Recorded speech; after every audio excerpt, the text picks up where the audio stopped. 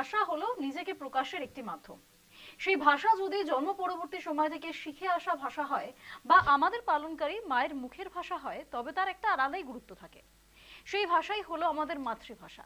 প্রতি বছর 21শে ফেব্রুয়ারি পালিত হয় আন্তর্জাতিক মাতৃভাষা দিবস, যার ইতিহাসে জড়িয়ে বাঙালির গর্ব, বাঙালির অহংকার। এই দিনটি আমাদের মনে করিয়ে দেয় মাতৃভাষা আমাদের অহংকার, আমাদের গর্ব। 21শে ফেব্রুয়ারি আন্তর্জাতিক মাতৃভাষা দিবস। সারা বিশ্ব জুড়ে আজকের এই দিনটি সাড়ম্বরে পালিত হয়। এবারও তার অন্যথা হলো না। আজ 21শে ফেব্রুয়ারি আন্তর্জাতিক মাতৃভাষা দিবস। এই উপলক্ষে বিড়লা তারামণ্ডলের সামনে 21-এর উদ্যানে মাল্যদান করলেন কলকাতার মহানাগরিক ফিরহাদ হাকিম। সঙ্গে ছিলেন সাংসদ মালা রায় এবং রাসবিহারী কেন্দ্রের বিধায়ক দেবাশিস কুমার। উপস্থিত ছিলেন বিভিন্ন ওয়ার্ডের কাউন্সিলররাও। রাজনীতিতে কুৎসা, অপপ্রচার, বিরূপ মন্তব্যের অভিযোগ তুলে বিজেপিকে তোপও দাগলেন ফিরহাদ হাকিম।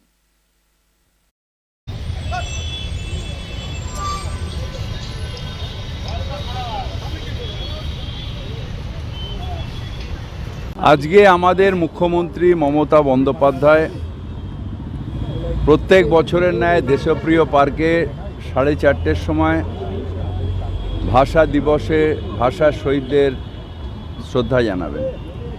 এখানে আমরা তারই নির্দেশে একটা ভাষা শহীদ সড়ক করেছিলাম, সেখানে আমরা শ্রদ্ধা জানাতে এলাম। এবং আপনাদের বলে রাখি, বাঙালি জাতি লড়াই করতে জানে, বাঙালি জাতি মাথা তুলে বাঁচতে জানে।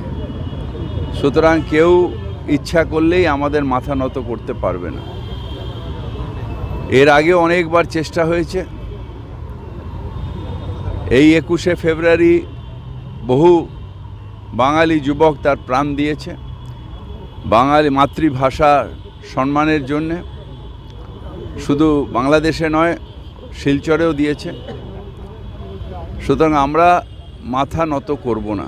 রাজনীতি আদর্শের জন্যে, রাজনীতি নীতি নিয়ে এবং নীতি আদর্শের লড়াইটাই আমাদের মূল লড়াই।